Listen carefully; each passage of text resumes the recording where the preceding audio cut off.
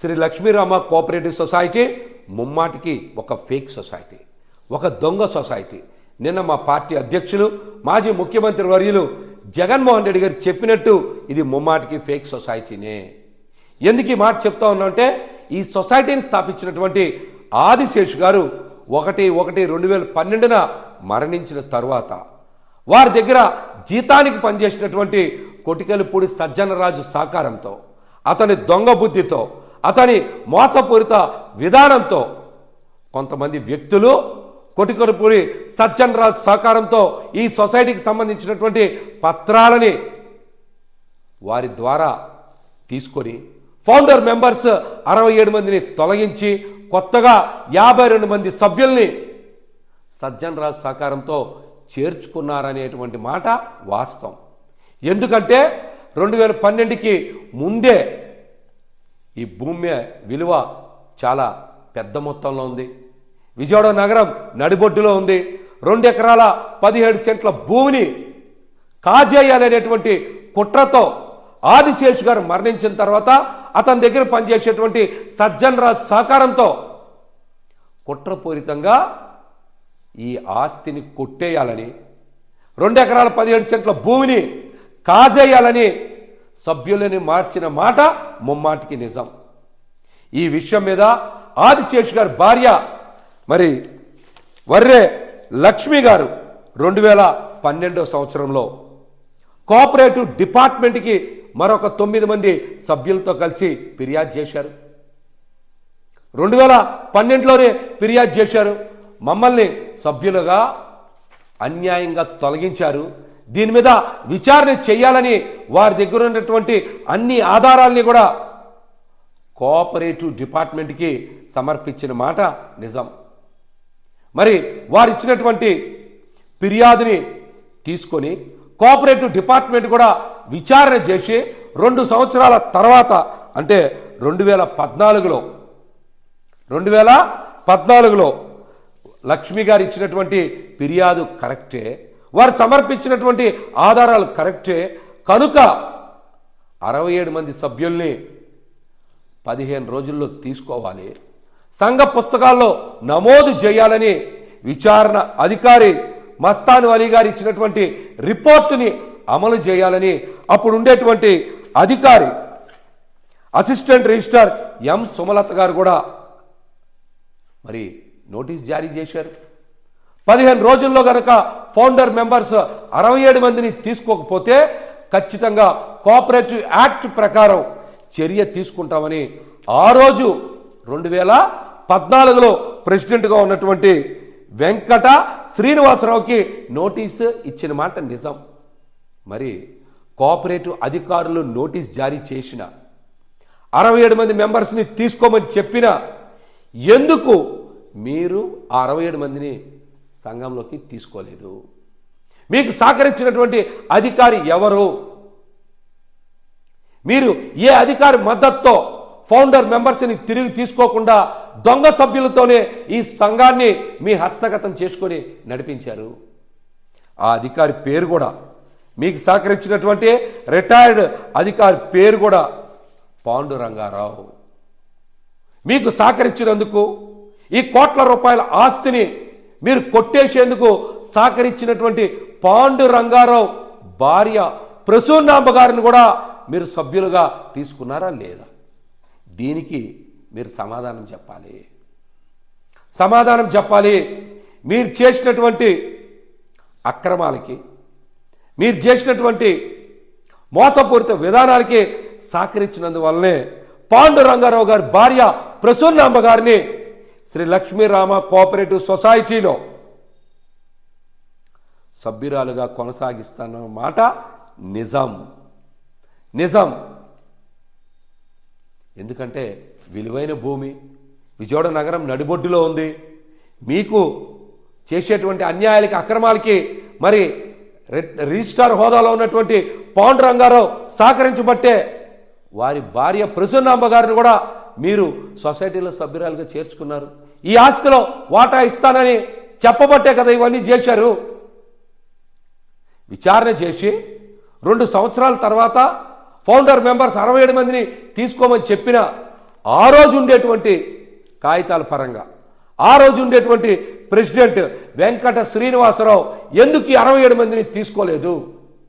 తీసుకోకపోతే 15 రోజుల తర్వాత కోఆపరేటివ్ చట్టం ప్రకారం మేము ముందుకెళ్తామని నోటీసులో ఉంది కదా. అయినా మీరు ప్రభుత్వం వారి ఉత్తర్వుల్ని ఈ కోఆపరేటివ్ సొసైటీ అమలు చేయలేదంటే, లక్ష్మీరామ కోఆపరేటివ్ సొసైటీ కమిటీ పరిగణలోకి తీసుకోలేదంటే దీని వెనకాల ఎలాంటి వ్యక్తులు ఉన్నారు? ఎలాంటి వ్యక్తులు ఉన్నారు? ప్రజలందరూ కూడా చాలా స్పష్టంగా అర్థం చేసుకోవాలి. ఈ విషయం మీద మరొక ముఖ్యమైన విషయం ఏంటంటే, ఈ విచారణ చేసిన సందర్భంగా ఆంధ్రప్రదేశ్ ప్రభుత్వం సహకార శాఖ జారీ చేసినటువంటి నోటీసులో పేరు వెంకట శ్రీనివాసరావు ఉంది. కానీ ఈ మధ్యనే government of Andhra Pradesh cooperative department ఇచ్చిన దాంట్లో 2014లో ప్రెసిడెంట్ పేరు మారిపోయింది. అప్పుడేమో వెంకట శ్రీనివాసరావు అని ఉంది, ఇప్పుడేమో నంబూరి తిరుమలరావు అని ఉంది ప్రెసిడెంట్ పేరు. ఎలా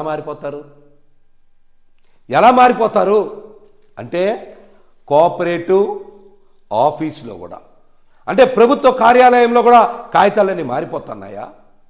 మీ ఇష్టానుసారం అధికారులు మేనేజ్ చేసి కమిటీలో మీకు నచ్చిన పేర్లు రాసుకుంటున్నారని చెప్పడానికి ఇంతకన్నా నిదర్శనం ఏం కావాలి?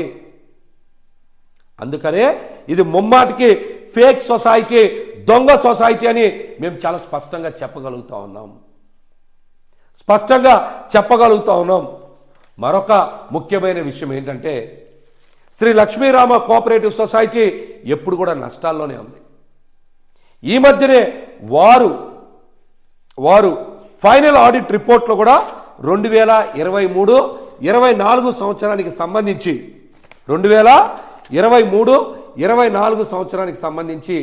6,16,000 రూపాయల నష్టాన్ని చూపించారు. కానీ 24-25లో అంట స్వసంగం కోసం ఏ రోజు పైసా ఇవ్వనోళ్ళు, ఏ రోజు రూపాయి ఇవ్వనోళ్ళు 2,43,90,000 రూపాయలు అడ్వాన్సులుగా ఇచ్చారంట.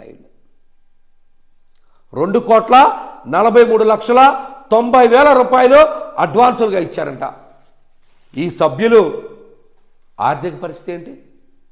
వీళ్ళు ఇన్ని కోట్ల రూపాయల డబ్బులు ఎక్కడి నుంచి వచ్చాయి?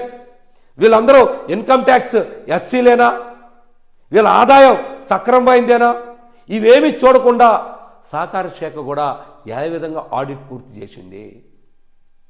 ఇన్కమ్ ట్యాక్స్ డిపార్ట్మెంట్ కూడా ఈ సొసైటీ మీద దృష్టి సారించాలి.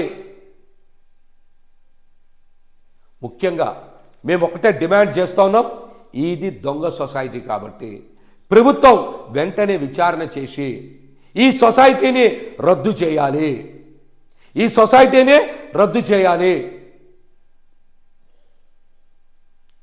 రద్దు చేసినప్పుడు మాత్రమే జోజీనగర్లో ఉండేటువంటి 42 ప్లాట్ల యజమానులకి కూడా న్యాయం జరుగుతుంది. ఆ స్థలం వారిదే, వారు డబ్బులు చెల్లించుకొని కొన్నటువంటి స్థలం. వాళ్ళది న్యాయ పోరాటం, వాళ్ళది ఉనికి కోసం పోరాటం, వాళ్ళది జీవితాల కోసం పోరాటం. వీళ్ళది దొంగ సొసైటీ, మాయ సొసైటీ. కుట్రపూరితంగా ఆదిశేషు గారు మరణించిన తర్వాత సజ్జన్ రాజ్ సహకారంతో ఆదిశేషు గారు కుటుంబ సభ్యులు కూడా మోసం చేసి కొట్టేసినటువంటి ఈ సొసైటీ మీద ప్రభుత్వం తక్షణమే దర్యాప్తు చేయాలి. చేసి వెంటనే ఈ సొసైటీని రద్దు చేయాలని కూడా మేమైతే డిమాండ్ చేస్తా ఉన్నాం. మరొక ముఖ్యమైనటువంటి విషయం ఏంటంటే, మొన్న ప్రెస్ మీట్ పెట్టినటువంటి మహాదేవ హరి గారు మీరు ఏ హోదాలో ఆ ప్రెస్ మీట్ పెట్టారో మీరు సమాధానం చెప్పాలి. ఏ హోదాలో మీరు ప్రెస్ మీట్ పెట్టారు? ఎక్కడైనా